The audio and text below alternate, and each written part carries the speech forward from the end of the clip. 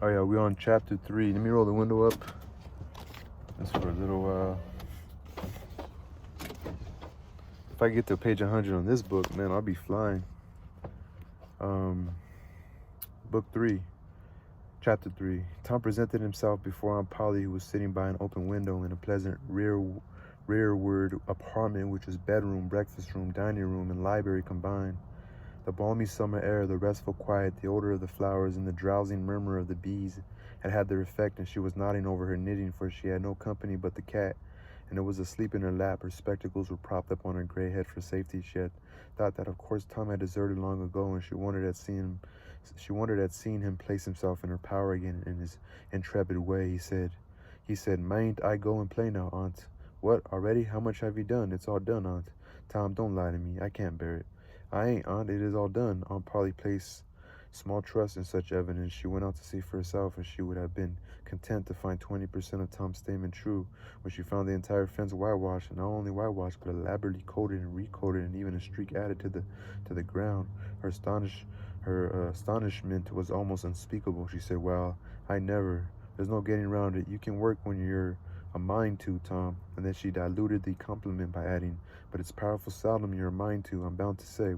Well, go along and play, but mind you get back sometime in a week, or I'll tan you."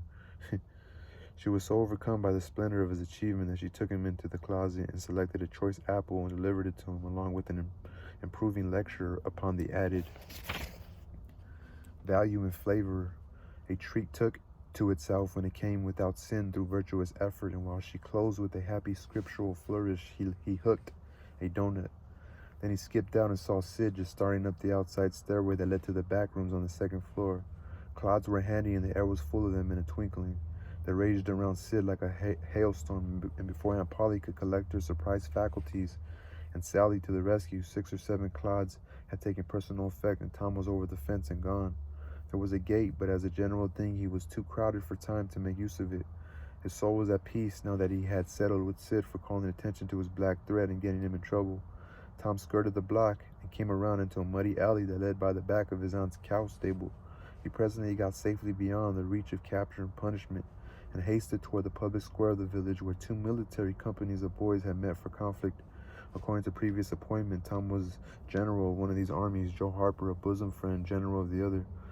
These 2 great commanders did not condescend to fight in person, that being suited to the still smaller fry, but sat together on an eminence and conducted the field operations by orders delivered through aides de camp.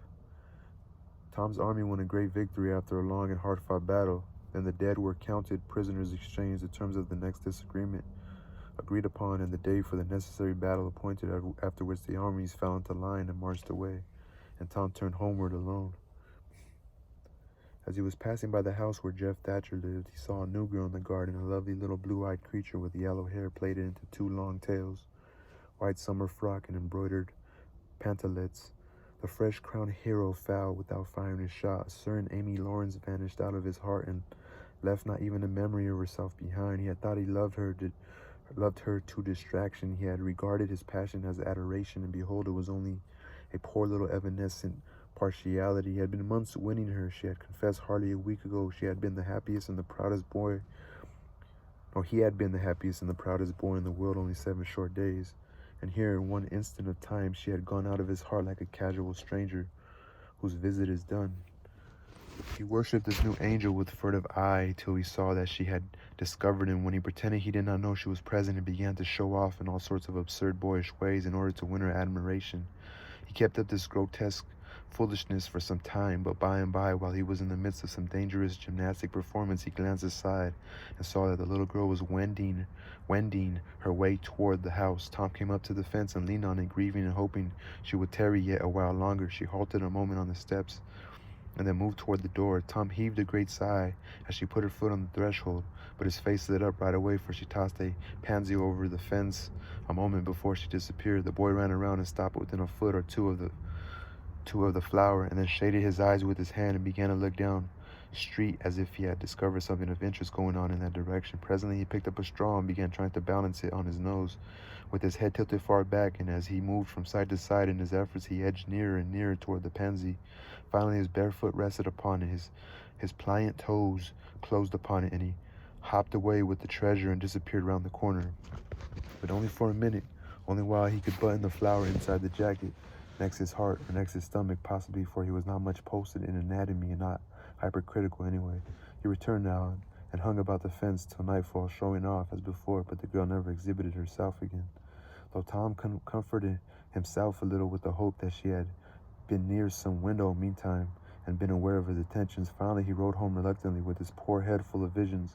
All through supper his spirits were so high that his aunt wondered what had got into the child. He took a good scolding about clodding Sid and did not seem to mind it in the least. He tried to steal sugar under his aunt's very nose and got his knuckles rapped for it. R-A-P-P-E-D. He said, "Aunt, you don't whack Sid when he takes it."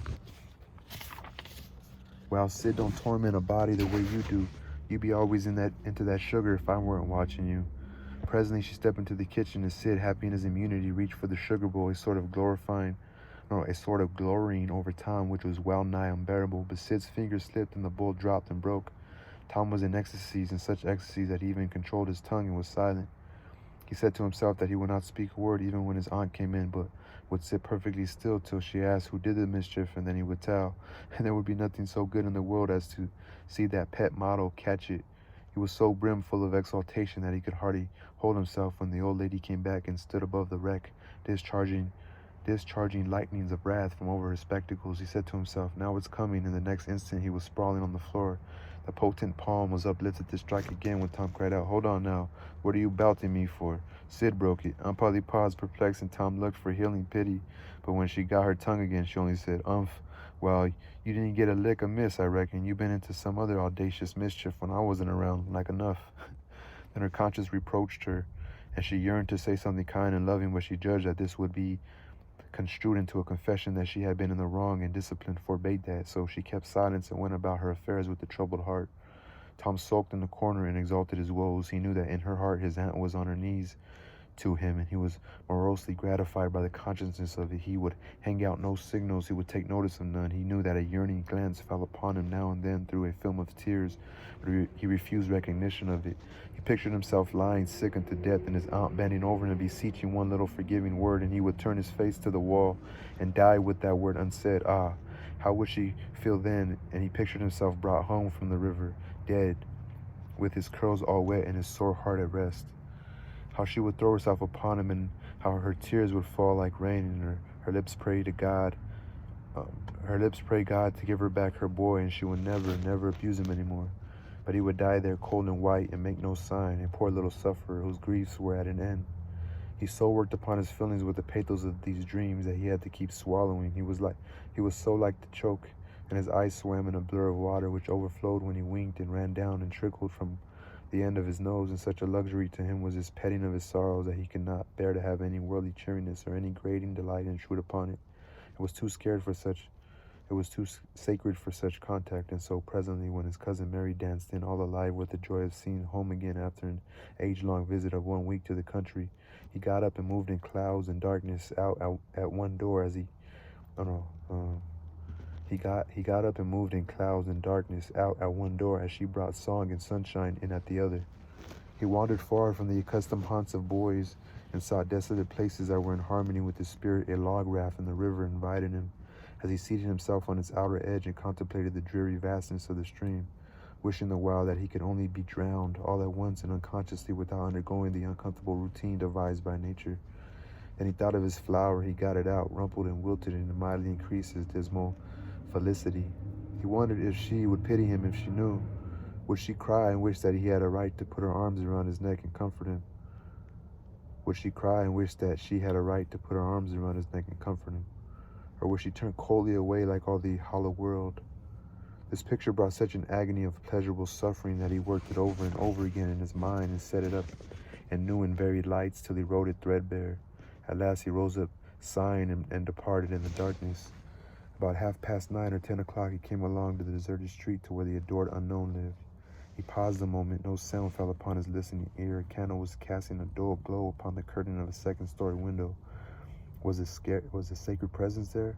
He climbed the fence, threaded his stealthy way through the plants till he stood under that window. He looked up at it long and with emotion. Then he laid him down on the ground under it, disposing himself upon his back, with his hands clasped upon his breast and holding his poor wilted flower and thus he would die out in the cold world with no shelter over his homeless head, no friendly hand to wipe the death camps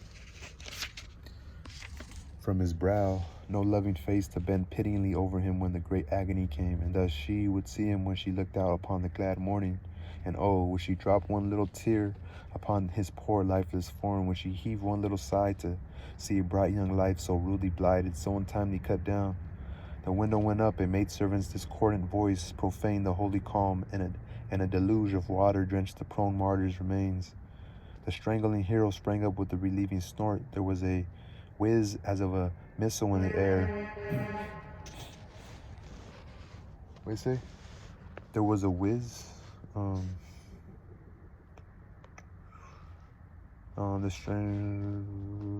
What's a whiz? What? Oh yeah. The strangling hero sprang up with a relieving snort. There was a whiz as of a missile in the air, mingled with the murmur of a curse, a sound as of shivering glass followed, and a small vague form went out over the fence and shot away in the gloom. Not long after, as Tom, all in dress for bed, was surveying his drenched garments by the light of a tallow dip, Sid woke up, but if he had any dim idea of making any references to illusions, he thought better of it and held his peace, for there was danger in Tom's eye. Tom turned in without the added vexation of prayers. So he's just getting home, and Sid made mental note of the omission. Fucking Sid. Alright, that was the end of chapter 3.